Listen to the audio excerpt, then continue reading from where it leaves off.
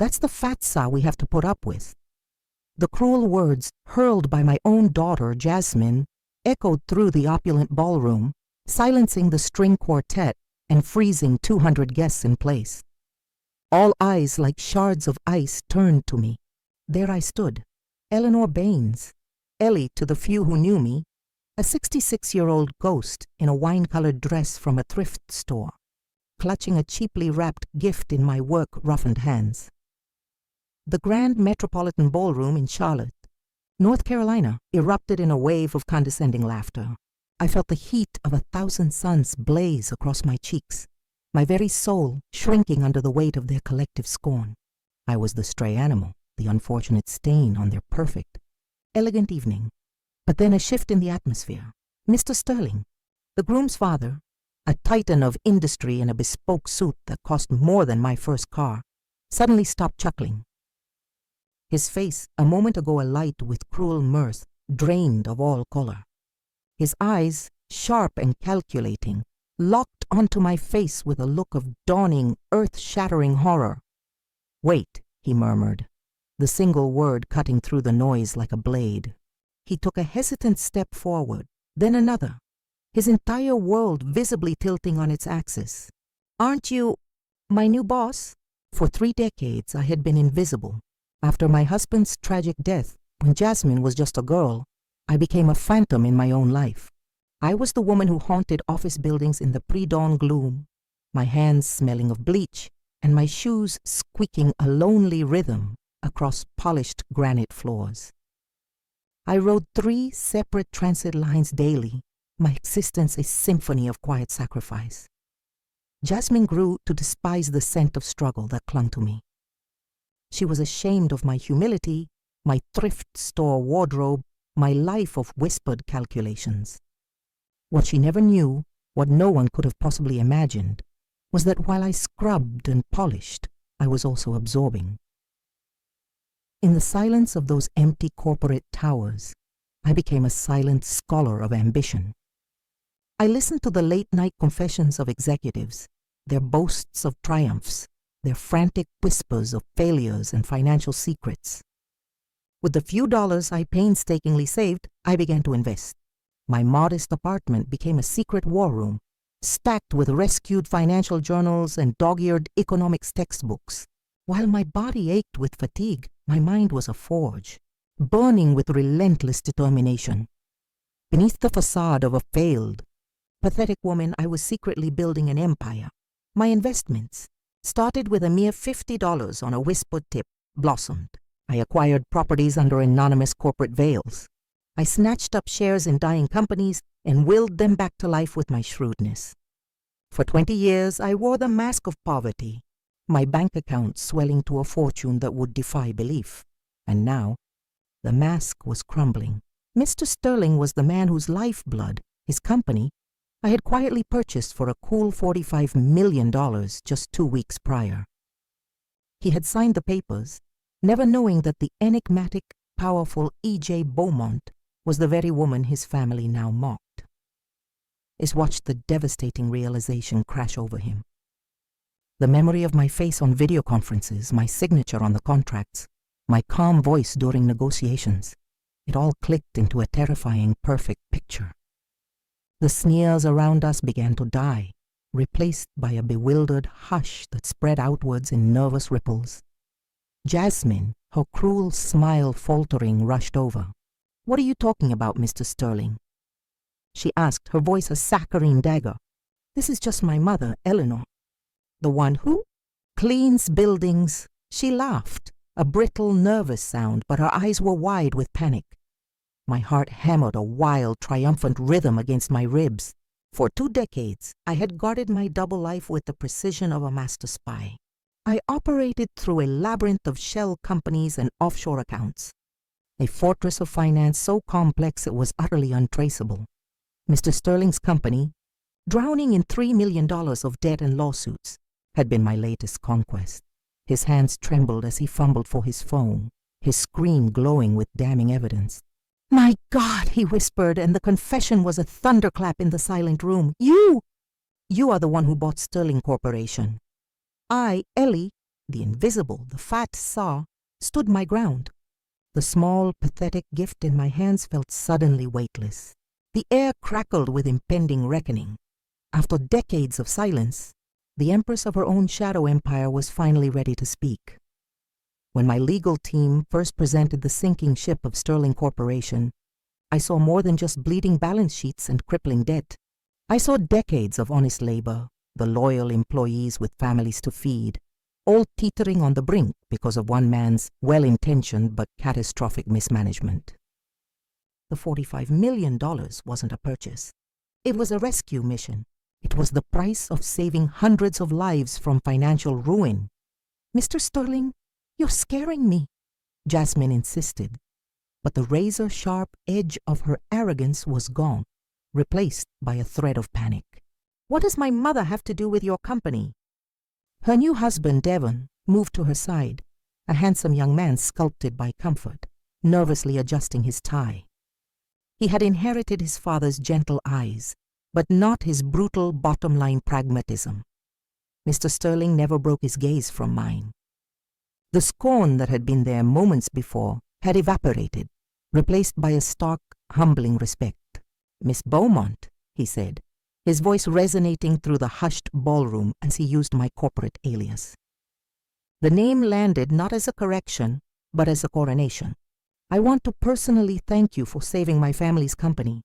Without your intervention, hundreds of people would have been handed their pink slips this very week." The silence that descended was absolute, a physical weight pressing down on everyone. Jasmine stood frozen, her perfectly painted mouth agape as she tried to reassemble her shattered reality. "Miss Beaumont," she repeated, the name a foreign poison on her tongue. "My mother is Baines." Her voice climbed, a shrill note that drew the circling guests closer, a pack of vultures drawn to the scent of a scandal, and still I held my silence.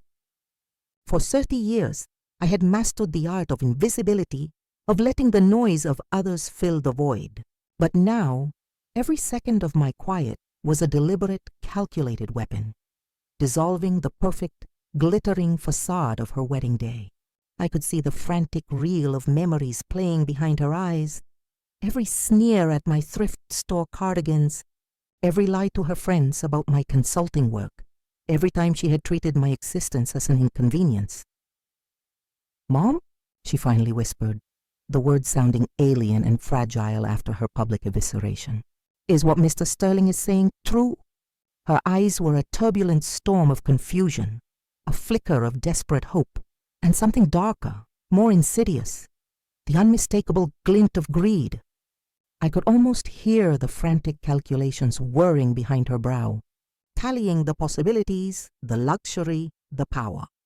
Mr. Sterling extended his hand, a gesture of deference that felt like the world tilting on its axis. "Allow me to introduce you properly," he announced to the captivated audience. "This is Eleanor Baines, the visionary who saved my company and the livelihoods of 600 people." The moment had arrived. The spotlight I had spent a lifetime avoiding was now mine. I felt the eyes of the entire room upon me. A collective breath held. When I finally spoke, my voice was soft, yet it carried to every corner of the opulent hall. "Mr. Sterling," I began, "I appreciate your words, but there seems to be a misunderstanding." A wave of visible relief washed over Jasmine. She thought I was about to deny it all, to retreat back into the safe, pathetic narrative she had built for me. "I didn't buy your company to be recognized or thanked," I continued, my gaze shifting slowly, deliberately, to lock with my daughter's. "I did it because it was the right thing to do." I paused, letting the weight of the words settle. "It's a principle I learned from observing a world filled with so much unnecessary suffering." Jasmine blinked, utterly bewildered. I had neither confirmed nor denied a thing. Instead, I had planted a seed, a tiny, torturous seed of doubt that I knew would fester and grow in the fertile soil of her shame and avarice. And I, Ellie the Invisible, allowed a small, knowing smile to touch my lips for the first time all evening. The game, I knew, had only just begun. That seed of doubt blossomed into a raging inferno in Jasmine's mind. In the days following the wedding, my phone became a relentless beacon of her anxiety. First came the saccharine messages, dripping with feigned concern. "Mommy, are you okay? You seem so overwhelmed at the wedding." Then the carefully casual probes. "You never mentioned knowing the Sterlings before." Their business is fascinating, isn't it? Finally, the raw, unvarnished desperation. "I need you to tell me the truth about what Mr. Sterling said." I deserve to know. I maintained my ghostly routine as if nothing had changed. Each morning at 5 a.m., I rose in my small working-class apartment. I drank my black coffee and ate my plain toast. I pulled on my cleaning uniform, a costume of invisibility, and boarded the 3 separate buses that carried me to the gleaming corporate towers. But what Jasmine couldn't see was that during those early morning rides, on a sleek, encrypted phone she never knew existed, I was quietly directing a vast $200 million empire sprawled across the continent. On Tuesday night, she could bear the suspense no longer. Jasmine showed up at my apartment unannounced. I heard her fumbling with the building's ancient lock, a string of muffled curses drifting up the stairwell. When she finally stood at my door, she was a vision of misplaced opulence, wrapped in an ivory cashmere coat that cost more than 6 months of my rent. Her designer shoes looked profoundly alien against the worn linoleum of my hallway. "Mom," she announced, sweeping past to me and perching uncomfortably on my thrift store sofa, her eyes scanning the humble space with familiar disdain. "We have to talk. I can't stop thinking about the wedding. Mr. Sterling, he looked at you differently, like he actually respected you."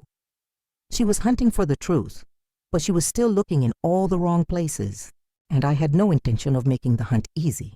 I poured myself a cup of simple chamomile tea and settled into my favorite armchair, the one I'd rescued from a curb 15 years ago and reupholstered, with stubborn hands and bargain bin fabric. I sat across from the daughter who saw my life as a collection of failures. "Your wedding was beautiful, Jasmine," I said, my voice a placid lake. "Devin seems like a good man." Inside, a hurricane of emotions raged. This was the first voluntary visit in years, and its motivation, suspected wealth, was a bitter pill to swallow. "Don't change the subject," she burst out, springing from the sofa as if electrocuted. "Mr. Sterling said you are Beaumont. He said you bought his company for millions of dollars. Is it true or not?" Her voice fractured on the last word, laying bare the desperate hope she had carried for days. I took a slow, deliberate sip of my tea, feeling its warmth ground me. "Jasmine," I said softly, meeting her frantic gaze, "look at me. Do you truly believe that I, a woman who scrubs toilets for a living, who wears discount store clothes, who calls this tiny apartment home, could be a millionaire?" I stood and held out my hands, palms up, like an offering of truth. They were a map of my struggle, calloused, rough, with short, practical nails. These hands have scrubbed thousands of floors. Do they look like the hands of a CEO? But a dangerous spark, one that wouldn't be easily extinguished, flickered in her eyes. It was the stubborn flame of avarice. "Then explain why Mr. Sterling called you Miss Beaumont," she demanded, her voice tight. "Explain why he looked at you as if you held the sun in your hands."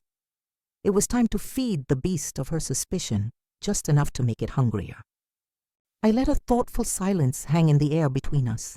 "Perhaps," I said, each word measured and slow, "Mr. Sterling confused me with someone else."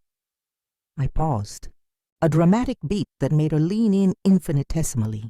Or maybe I simply have a face that reminded him of someone from his business past.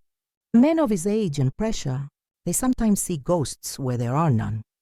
It wasn't a lie, but it was a masterfully crafted half-truth, and Jasmine, with her paranoid mind and heart poisoned by greed, eagerly filled the empty spaces with her own wild speculations.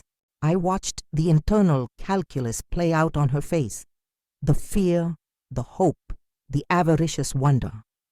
But what if he wasn't confused? She murmured more to herself than to me. "What if you really have money hidden somewhere?" In the days that followed, my daughter transformed into a relentless amateur detective. She began appearing at my door at strange hours, her eyes perpetually scanning my humble surroundings, searching for a crack in the facade. One afternoon I found her fingers skimming over the papers on my desk. "I was just looking for a pen," she lied, her cheeks flushing. But I knew the truth. She had been hunting for a secret that wasn't there. All my important documents rested in a safety deposit box at the city's most exclusive, most discreet private bank.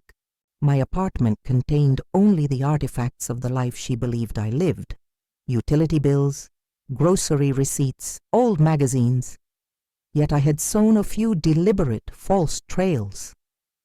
A bank deposit slip for $300 with a smudged digit that could be misread as a much larger sum.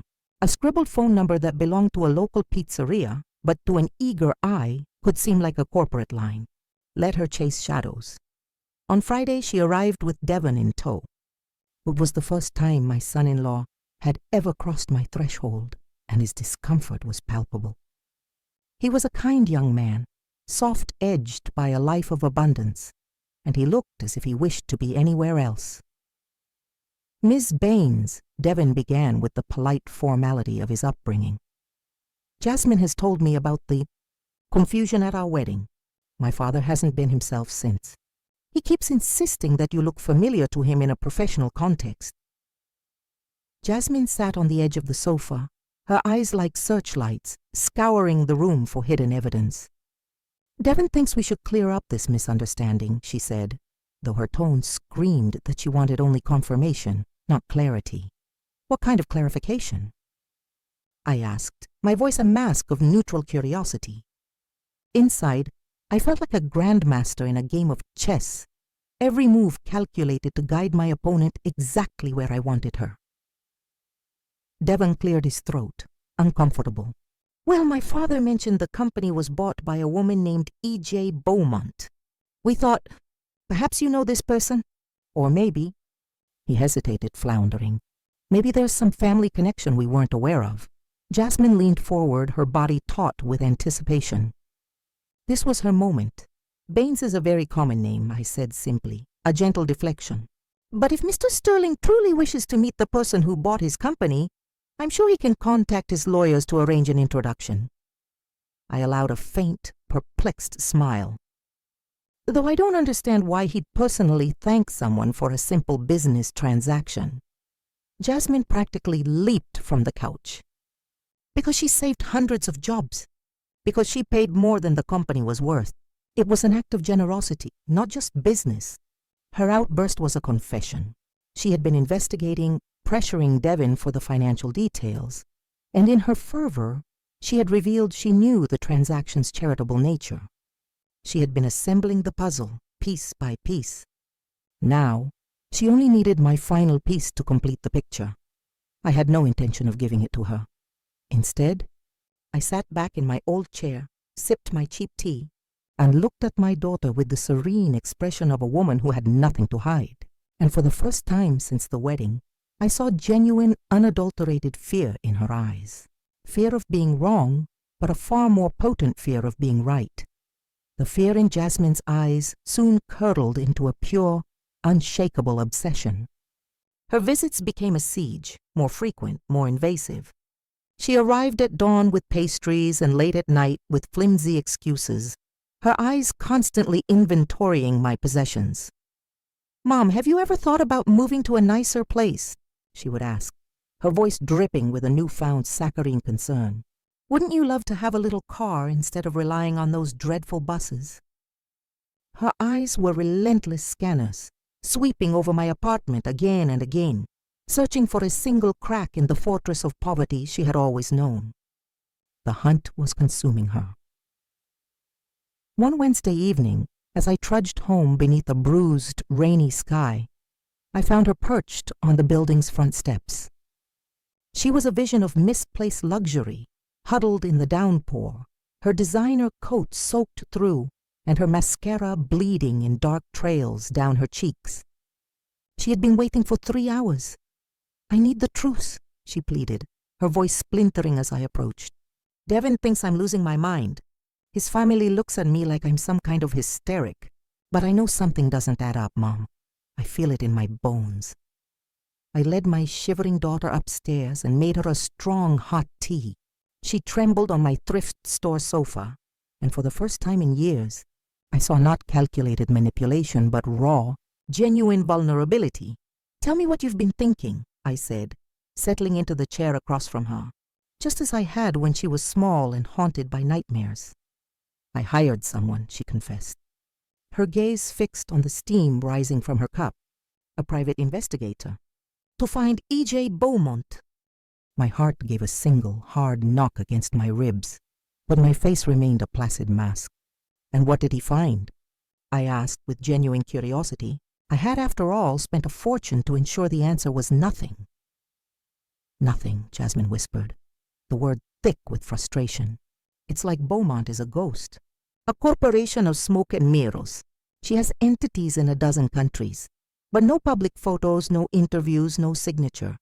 Her lawyers handle everything through intermediaries. The detective said in 30 years he'd never seen anyone so meticulously erased." I leaned forward, a picture of mild intrigue. "And that makes you suspicious of me?" Jasmine looked up, her eyes raw. "Mom, you were there. In those offices at night. You were there when they made their deals, when they left confidential documents on their desks. Did you never learn anything you could have used?" It was a sharp, shrewd question, closer to the heart of the truth than she could possibly imagine. "Jasmine," I said softly, "if I had learned corporate secrets while pushing a mop, don't you think I would have improved our lives long ago? Don't you think you would have had more than this when you were a child?" But she shook her head, a violent, desperate motion. "Maybe you didn't want anyone to suspect. Maybe it was safer to play the pauper while you secretly built a kingdom." Her voice rose, fraying at the edges. "Mr. Sterling keeps asking about you. He says your face is burned into his memory from the acquisition calls. Devin is starting to ask questions about our family history, about where we really came from." I stood and walked to the kitchen, needing a moment to steady myself. The fact that a professional had found nothing was a triumph, but it also meant our obsession was now backed by professional failure. She would never let this go. When I returned, she was at my bookshelf, her fingers tracing the cracked spines of my used finance books, the silent soldiers in my secret war. "Why do you have all these?" she demanded, pulling a dog-eared market analysis manual I'd bought for $1. "Since when does a cleaning woman need to understand high finance?" Her tone was an accusation. She held the book as if it were a murder weapon. "I buy them because they're cheap and I like to read," I said, a partial truth tasting like ash. And after years of overhearing business conversations, I suppose I developed a curiosity about how the machine actually works. It wasn't a lie. It just wasn't the confession she craved. Jasmine dropped the book and turned to me, her eyes pools of pure desperation. "Mom, if you have money, if you have any money saved, I need you to tell me. Devin and I were in trouble." This was new, a crack in her perfect facade. "What kind of trouble?" I asked, layering my voice with maternal concern. Jasmine collapsed back onto the sofa, the truth tumbling out in a weary torrent. The company was worse off than they admitted before the wedding. Even after the sale, there are massive personal guarantees. Our house is mortgaged to the hilt. The cars, my jewelry, it was all bought on credit, betting the company's income would never stop. There it was, the confession I had been waiting for. "How much?" I asked gently. She covered her face with her hands, her voice muffled. $200,000 on credit cards, $300,000 on the house, another $100 in personal loans. And that's not even counting the wedding. We put the entire thing on credit thinking we could pay it off later. $600,000. A sum that was a rounding error in my world, but for them a life sentence of financial ruin. "And what are you planning to do?" I asked, though I already knew the destination of this painful journey. "Mr. Sterling is trying to find a job, but at his age..." She trailed off. "Devin is looking, but his entire resume is the family business." And she bit her lip, a childhood tale. I thought, maybe if you really have money hidden, you could help us. Not as a gift, as a loan. We'd pay you back with interest. The moment had arrived. The hunter had become the supplicant. She had laid all her cards on the table, revealing a hand of desperation and debt. But instead of giving her the yes or no she craved, I decided to give her something far more potent and torturous. I gave her a mirror. "Jasmine," I said, my voice soft as velvet yet sharp as a scalpel. "Let's pretend for a moment that I do have that kind of money. Do you truly believe, after you called me a fat sow in front of 200 people, after all the years of scorn and shame, that the woman you see before you would be someone you could just come to and beg from?" The silence in the room was absolute. I let the question hang there, let the weight of every sneer, every condescending remark, every time she had pretended I didn't exist, settle upon her like a shroud. Do you really think a woman with the power to buy and sell futures would have silently endured a lifetime of your contempt? The hope in her eyes didn't die. It twisted into something new, a horrifying, dawning comprehension of the chasm she had carved between us with her own 2 hands. I watched my words land, not as a rebuke, but as a series of brutal, undeniable truths. Jasmine's face crumpled. The tears that followed were a messy concoction of genuine guilt and sheer financial terror. "I'm sorry." "Mom, I'm so sorry I treated you that way," she sobbed, the words muffled against her hands.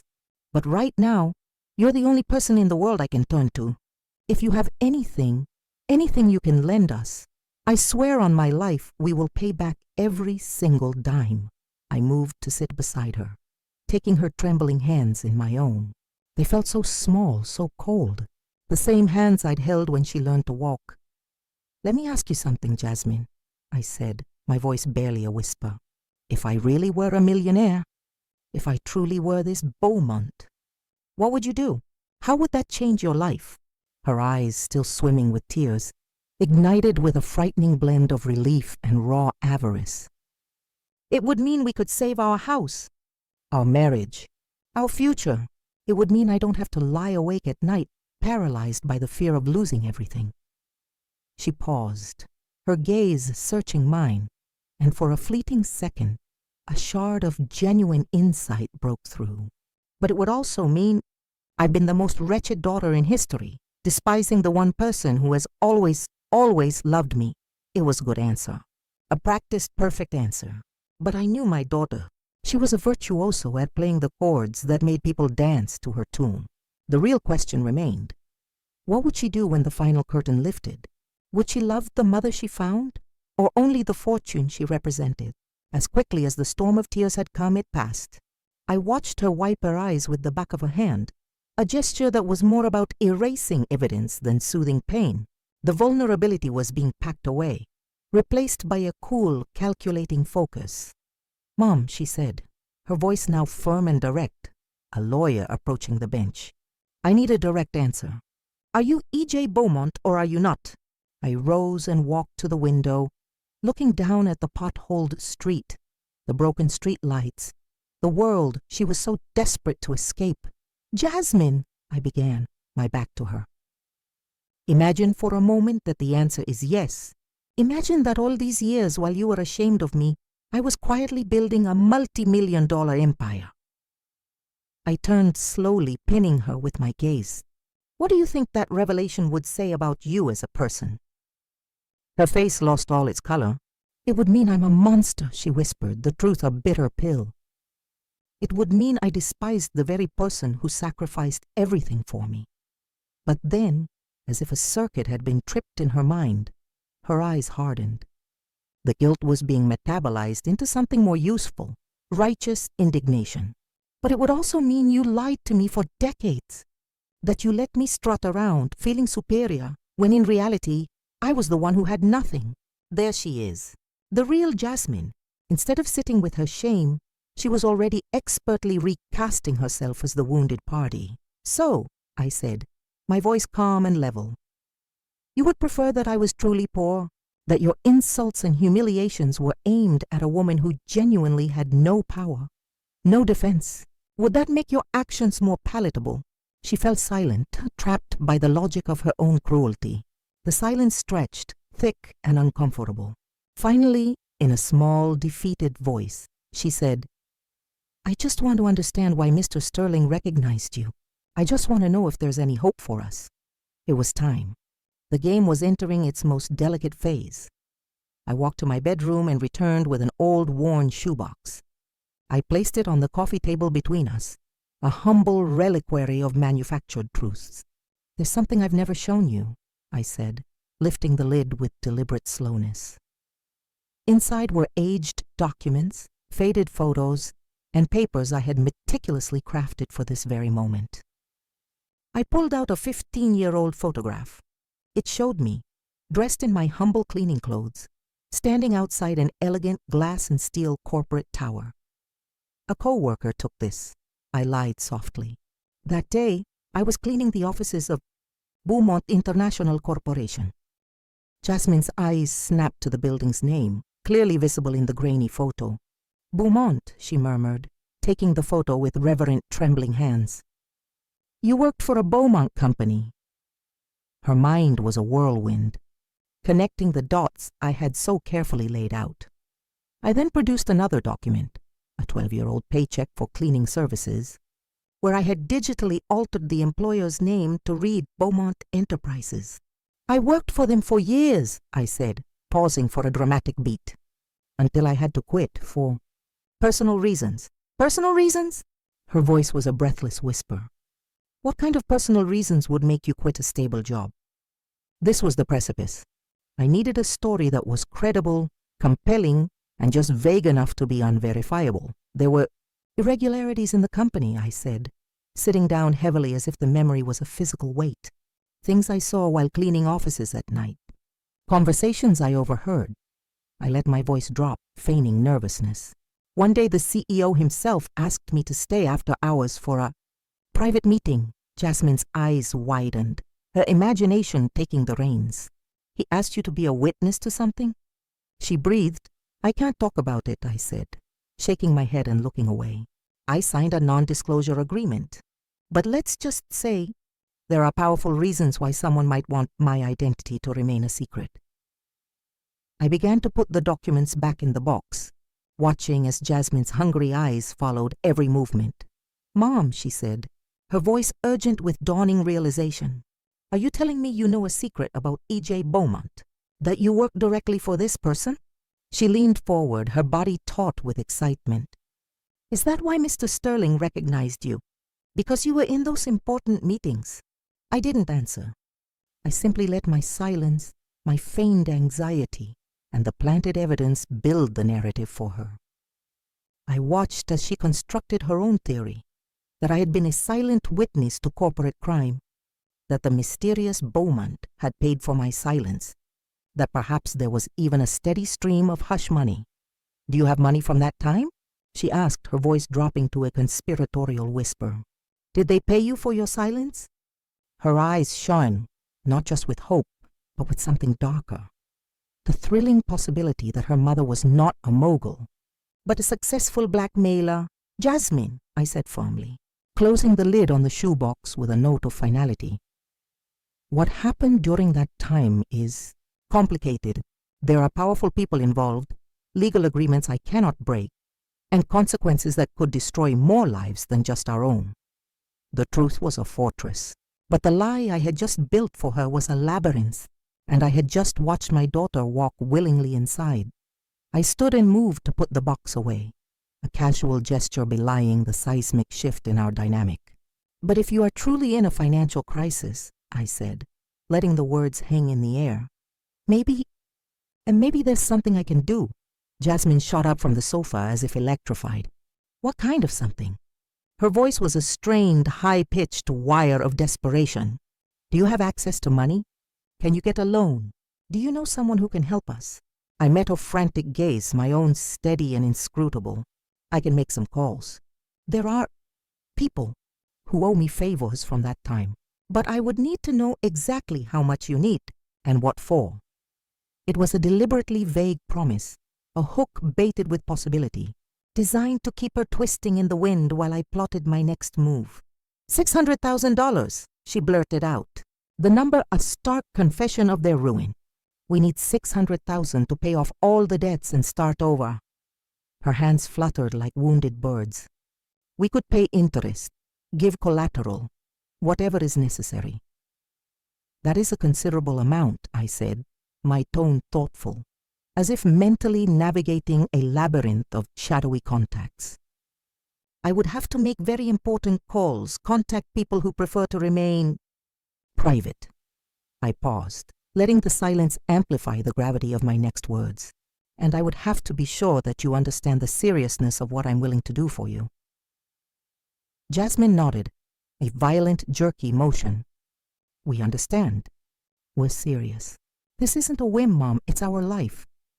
But then, a new, sharper thought dawned in her eyes.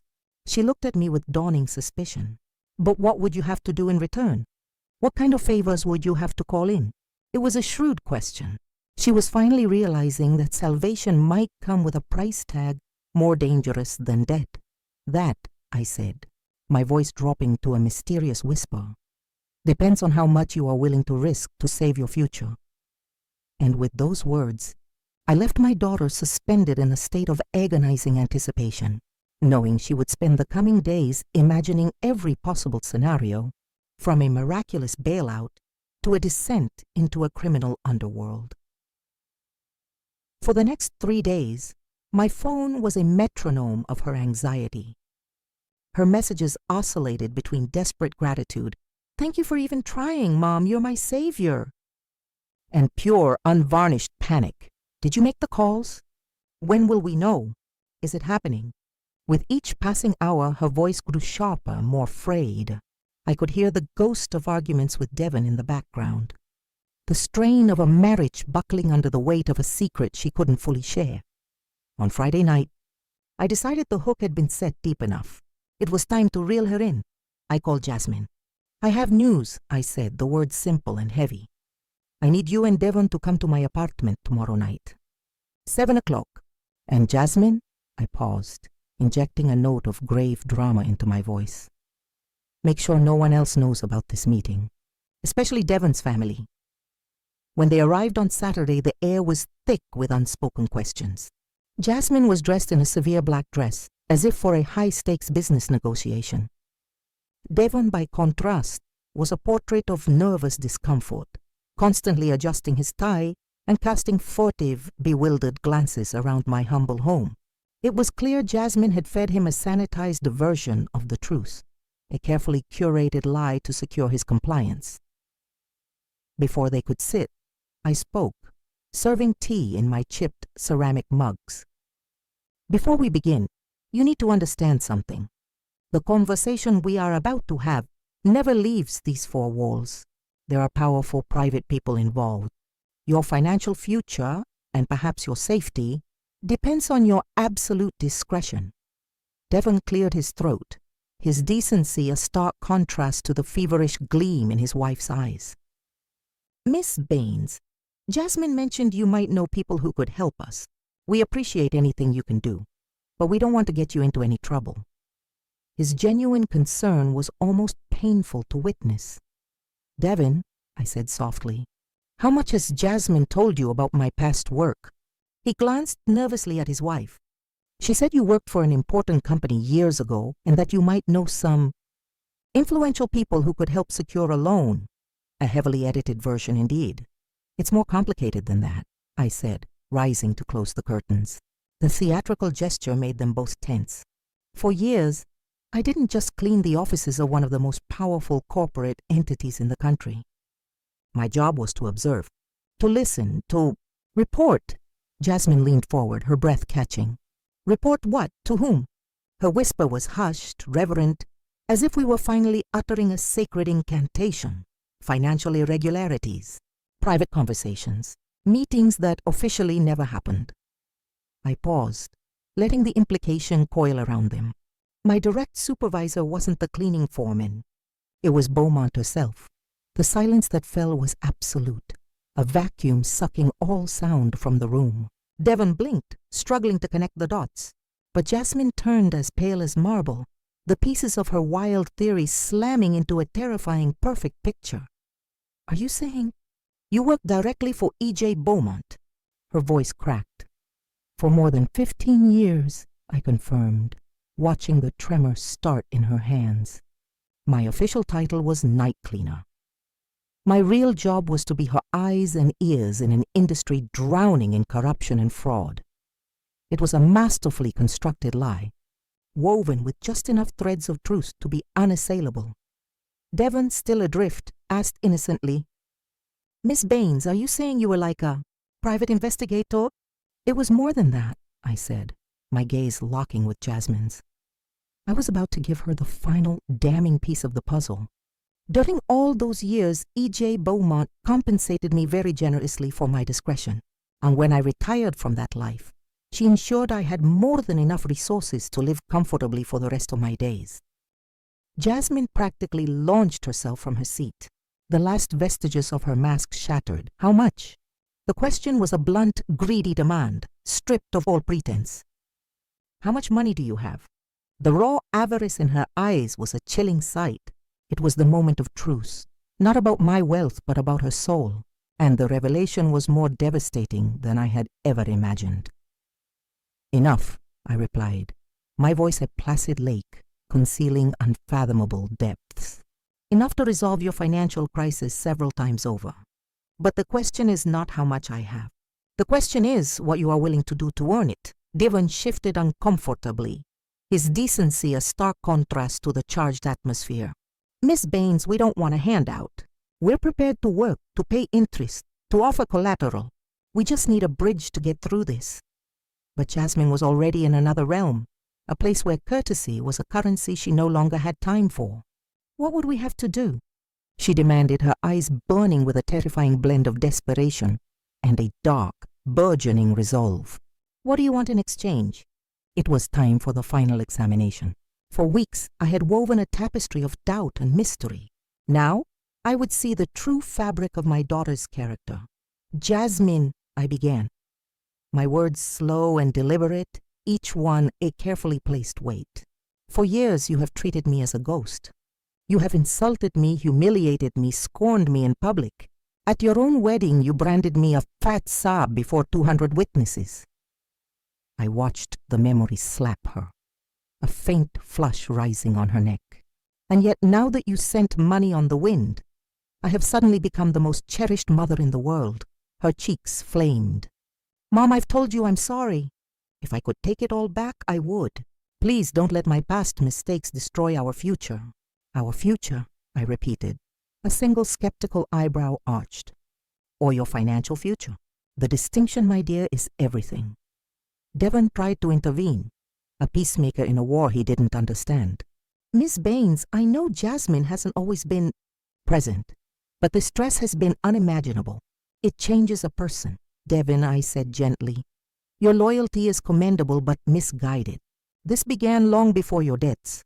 If I am to open these particular doors for you, I require ironclad guarantees that my generosity will not be squandered or misunderstood." Jasmine leaned forward, her body a taut wire. "What guarantees?"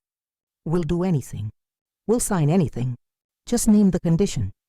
Her blind acquiescence, her refusal to even ask for details, was the most damning testimony of all.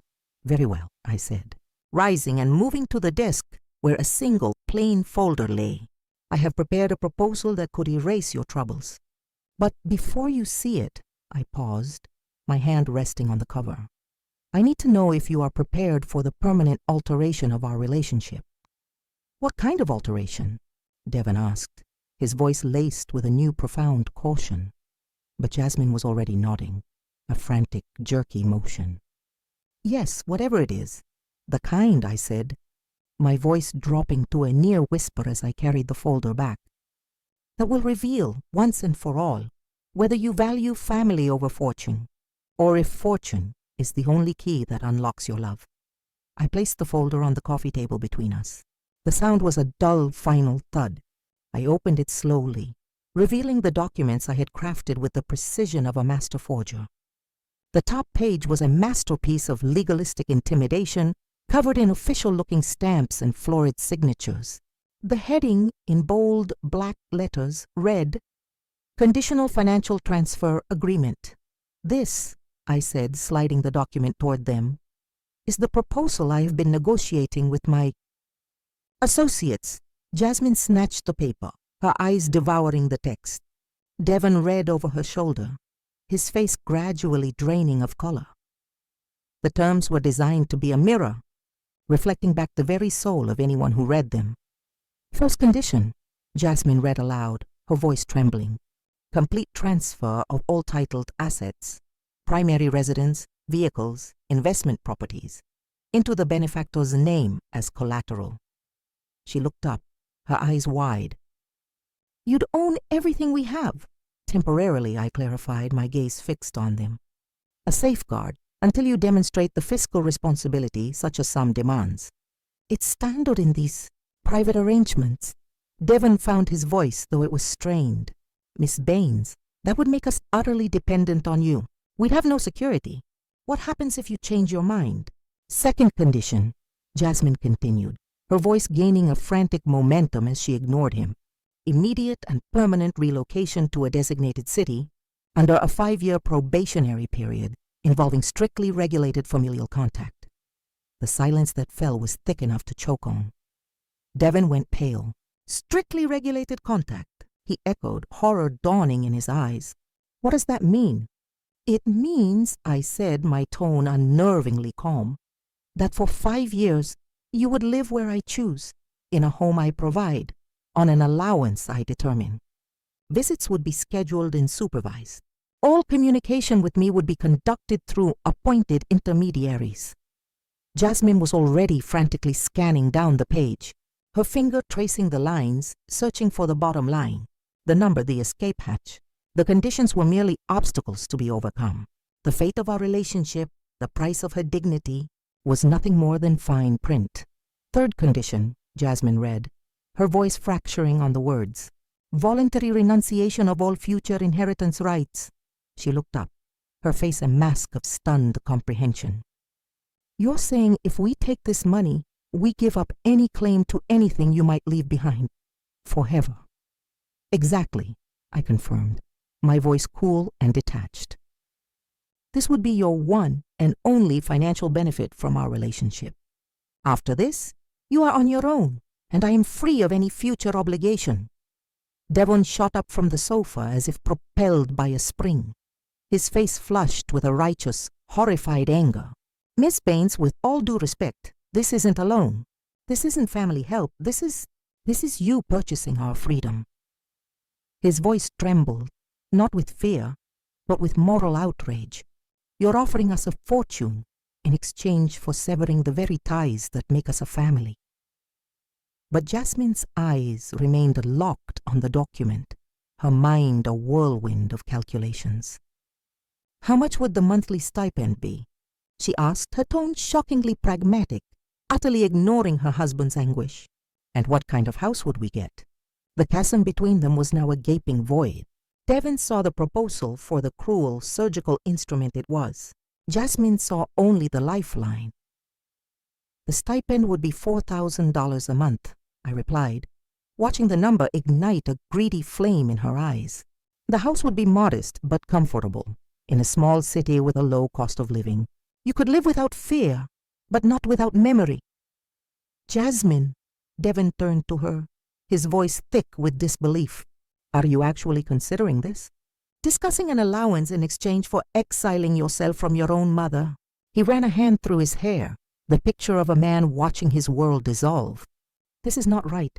This entire situation is poisoned. Jasmine finally tore her gaze from the paper. Devon, we are about to lose everything. The house, the cars, our standing, it's all gone. My mother is offering us a way out. Her eyes shone with a desperation that was both heartbreaking and repulsive. 5 years isn't forever.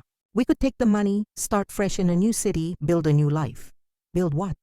Devon's question was a raw, pained whisper. A life founded on a transaction that sold your last connection to your mother?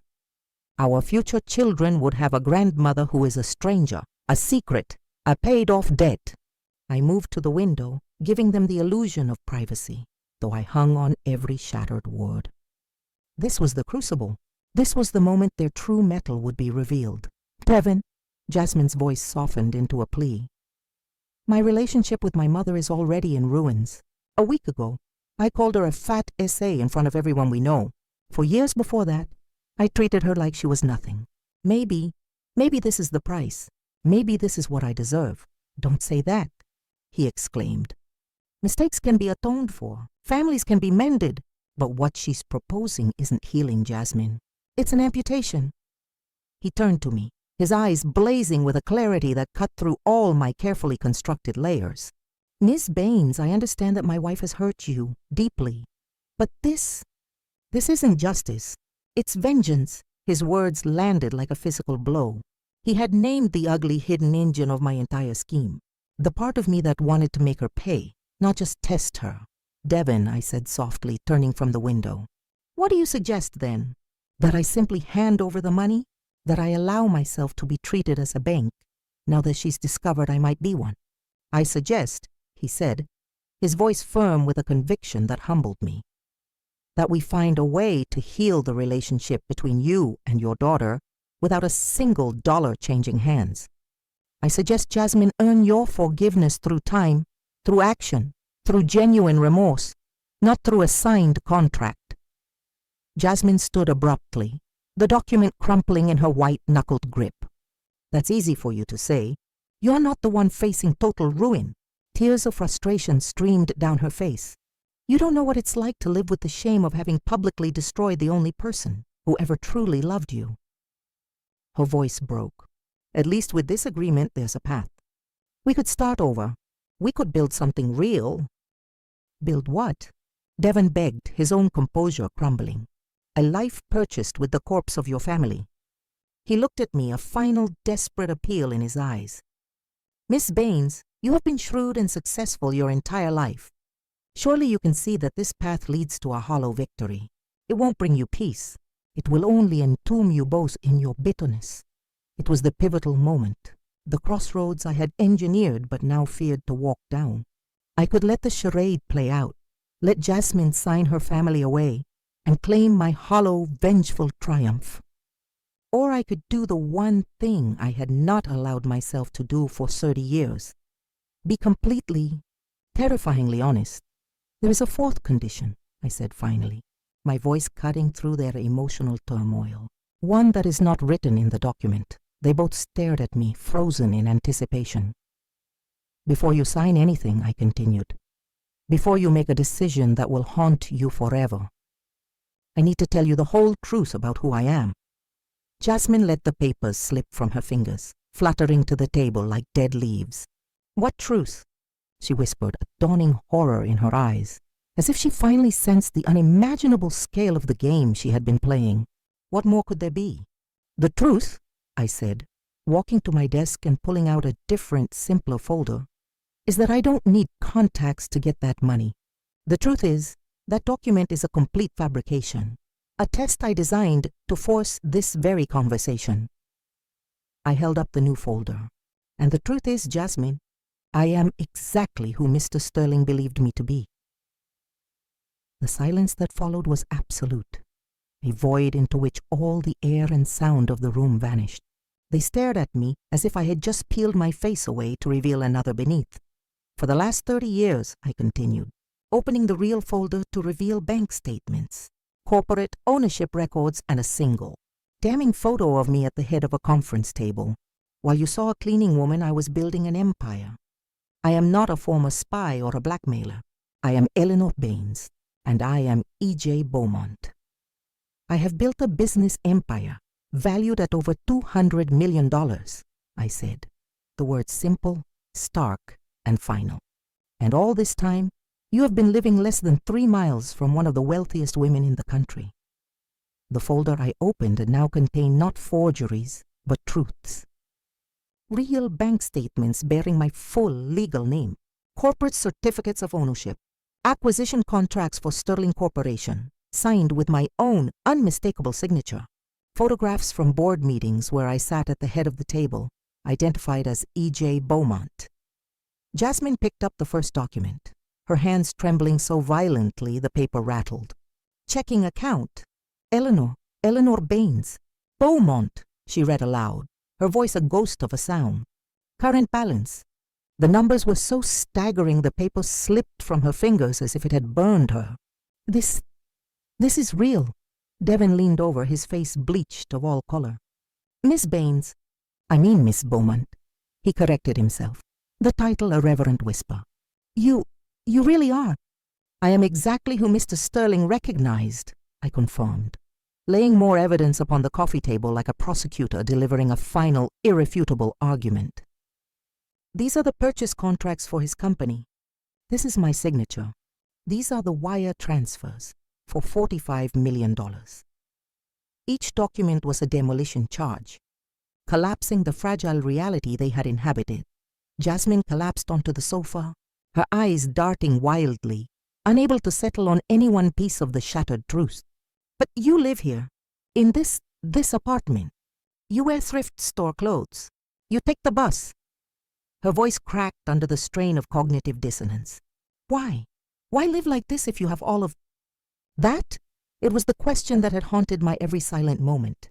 Because, I said, sitting across from her, my own composure a hard-won fortress, after your father died, I made a vow to never be vulnerable again. I swore I would build a fortress so impregnable that no one, not fate, not misfortune, not even my own daughter, could ever harm me financially. I let the starkness of that admission hang between us. But I also vowed to live simply, so I would never forget what truly matters in a life. Something I fear we have all lost sight of. Devon was still poring over the documents, his expression one of dawning, awestruck horror. Miss Beaumont, these companies. I know these companies. You own the farm-to-table chain that saved my cousin's business. You're the anonymous buyer of the manufacturing plant where my aunt works. His voice filled with a new, humbled respect. You've been saving jobs all over this state for years. Not just this state, I said softly. In 12 countries. I find companies drowning in their own failures and I give them a lifeline. I employ over 50,000 people, Devon. People with families, with dreams, with bills to pay.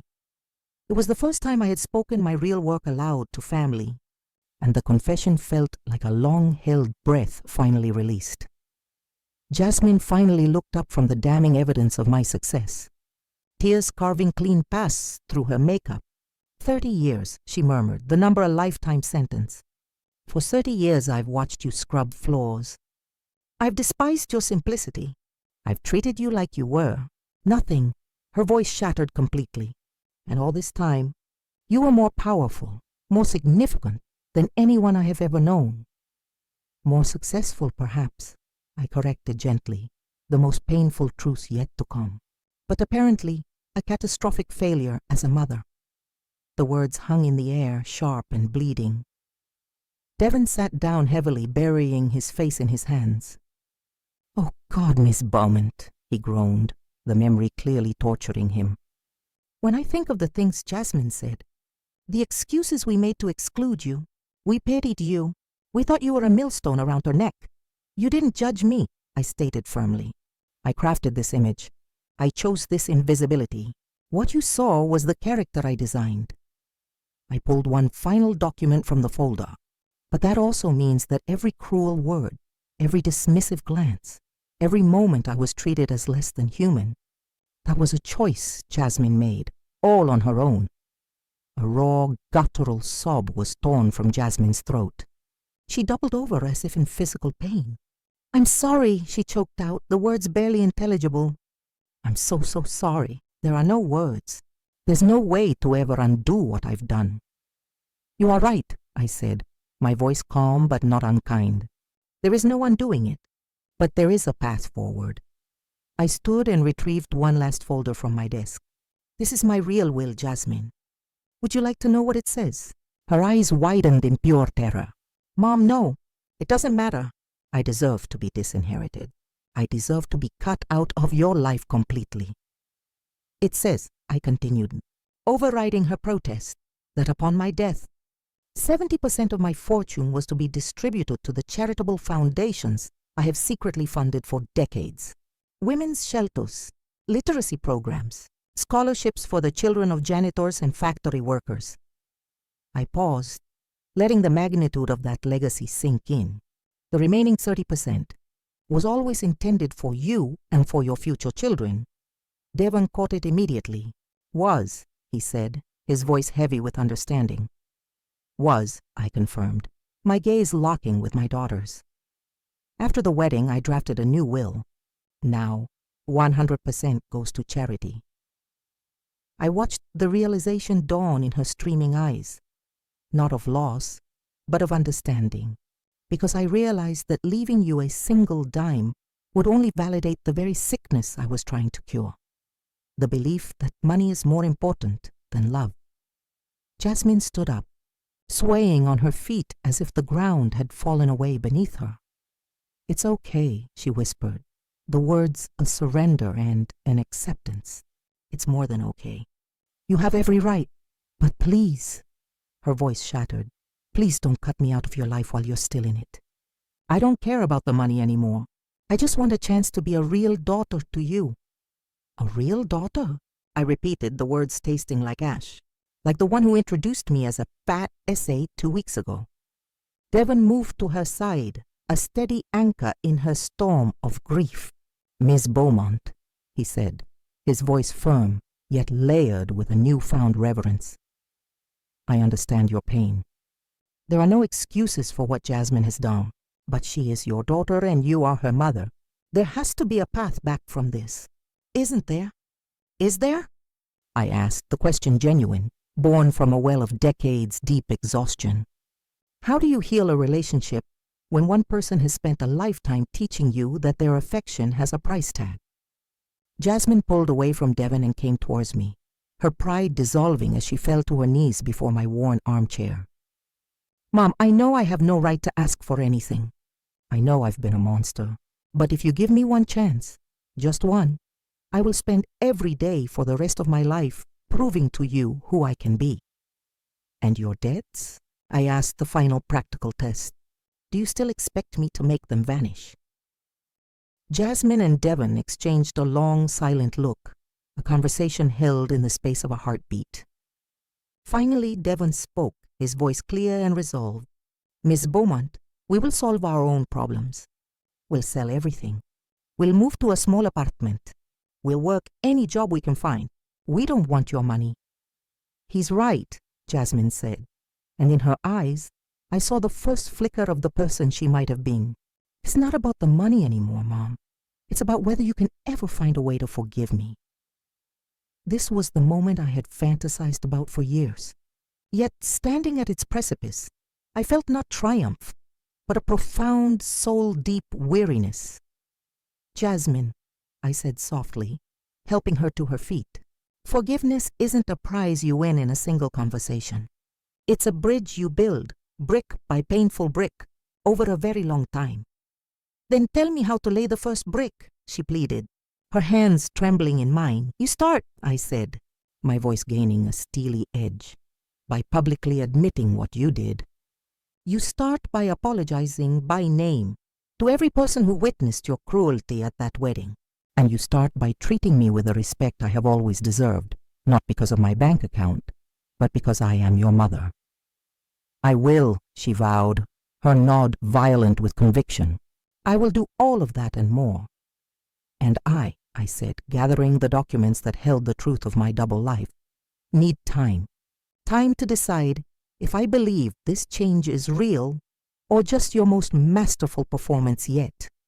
The deeper truth was, after 30 years behind a mask, I was no longer sure who I was without it. Was I Eleanor, the invisible woman, or Beaumont, the Empress of Shadow? Until I knew, I could not know what kind of mother or grandmother I could possibly be. 6 months later, I stood before the floor-to-ceiling windows of my new penthouse. The glittering skyline of Charlotte sprawled beneath me. The woman reflected in the glass was a stranger I was only just beginning to know. Her hair was expertly styled. Her clothing was understated luxury. Her posture that of a CEO. For the first time in 3 decades, Eleanor Baines and E.J. Beaumont occupied the same skin. The unification was more disorienting than I had anticipated. My armor of fake poverty was gone, leaving me exposed to a new world of expectations. But Jasmine had begun her work, and it was more powerful than any corporate takeover. 1 week after our confrontation, she orchestrated a dinner, reassembling the 200 guests from her wedding. In the same ballroom where she had shattered me, she stood, a single trembling figure, and read a handwritten apology. 6 months ago, she began, her voice clear but thick with emotion. I stood in this very room and publicly humiliated the most important woman in my life. I called my mother a fat say and laughed while her heart broke in front of you. A collective shameful silence fell over the room. What you didn't know, what I didn't know, is that my mother is one of the most formidable and successful business leaders in this country. But that is not what makes my behavior monstrous. What makes it unforgivable is that she is my mother, and I chose cruelty over love. She cried through every word, but she did not stop. Mr. Sterling, his own face streaked with tears, stood and offered his own profound apology. The air in the room shifted from one of judgment to one of collective, humbled awe. The public penance was only the beginning. Jasmine and Devin sold their mansion and luxury cars, liquidating the life they could no longer afford. They moved into a modest 2-bedroom apartment, and they took jobs that demanded humility, Jasmine as a clinic receptionist, Devin as a junior accountant. When I tentatively offered to clear their remaining debts, Devin gently but firmly refused. Miss Beaumont, he said, we need to prove to ourselves and to you that we can stand on our own, that we are more than our balance sheet. The most profound moment came when Jasmine visited my corporate headquarters for the first time. She stood in the soaring 40-story atrium, her head tilted back to take in the scale of my empire. She didn't ask for a single thing for herself. Instead, she turned to me, her eyes not full of greed, but of a hungry, desperate curiosity. Show me, she whispered, her voice full of awe. Show me how you built all of this. I don't want your money, Mom. I want to understand the woman I never took the time to see. I want to learn to create my own. And so began the most unexpected chapter of all. Mentoring my 34-year-old daughter in the fundamentals of a life I had deliberately hidden from her. Our weekly lunches, which started as fragile truces in anonymous cafes, slowly evolved into something real. It was during these meetings that Jasmine asked the questions that both broke and mended my heart. How did you know which risks were worth taking? She'd ask, her notebook open. How do you separate your heart from a business decision? How did you find the strength to wait years for a seed to grow into a forest? What struck me most was the painful realization that her materialism wasn't entirely her fault. I had been so consumed with building my secret fortress that I had left her financial and emotional education to the wolves of a shallow world. Her cruelty was, in part, a symptom of an upbringing where money was a mysterious, fickle god, not a tool built by discipline and wisdom. The true turning point came 4 months into our fragile new beginning. Jasmine arrived at our lunch with a light in her eyes I hadn't seen since she was a small child, a genuine, unforced pride. Mom, she said, her smile effortless and true. This month, Devin and I paid all our bills without a single credit card. It's the first time in my adult life that's happened. It was a modest victory by any external measure, but for her, it was a revolution. And, she continued, her voice dropping to a thrilled whisper, we have something else to tell you. Devin, who had become a steady, warm presence in my life, took her hand. We're expecting a baby. The news washed over me, a tidal wave of pure, unadulterated joy. A grandmother. After decades of steeling myself for a solitary future, the prospect of a family, a real, messy, loving family, bloomed inside me. And what are your plans? I managed to ask, my voice thick with emotion. We want to raise her differently, Jasmine said without hesitation. She will know her grandmother from her first breath. She will understand that value isn't a price tag, and that family is the one currency that never devalues. In that moment, the last of my walls crumbled. I reached into my purse and pulled out a document I had been carrying for weeks. There's something I need to tell you both, I said. I've been thinking a great deal about the future. About my legacy. Jasmine tensed. Mom, we've told you we don't want... It's not about an inheritance, I interrupted gently. It's about a purpose. I placed the document on the table. This is the charter for the Baines Sterling Family Foundation. I am converting half of my fortune into a charitable foundation that will be stewarded by our family for generations to come. Devon studied the document, his accountant's mind whirring. What does that mean exactly? It means, I explained, my heart full, that when your daughter is grown, she won't be handed wealth. She'll be entrusted with a mission. She will learn financial responsibility by managing resources that heal and uplift. It means Jasmine can build a meaningful career in philanthropy. It means none of you will be idle heirs, but you will always have the power to be architects of change. Jasmine began to cry. But these were tears of healing, not despair. It's perfect, she whispered. It's purpose without privilege, opportunity without emptiness. In the months that followed, we built the foundation together. Jasmine discovered a natural gift for seeing the heart of a community's needs, while Devon provided the structural integrity with his sharp financial mind. For the first time in 30 years, I had a family. It was imperfect, scarred, and real. The day my granddaughter, Aliyah Beaumont Sterling, was born, I cradled her tiny perfect form in my arms and made a silent vow. She would know every part of me, Eleanor, the woman of simple tastes, and EJ, the builder of empires, from the very start. There would be no shadows, no disguises, no shame in either strength or humility. Now when I look back on that devastating night at the wedding, I see it not as an ending but as a brutal, necessary genesis. Jasmine had to lose everything to understand what was truly valuable. I had to risk my secret to discover what was truly worth keeping. The question I leave you with, as I look toward a future brighter than I ever dared to imagine, is this. In your own life, in your own family, have you found the courage to be fully, authentically you? Or are you still hiding parts of yourself behind walls of fear, protection, or pride?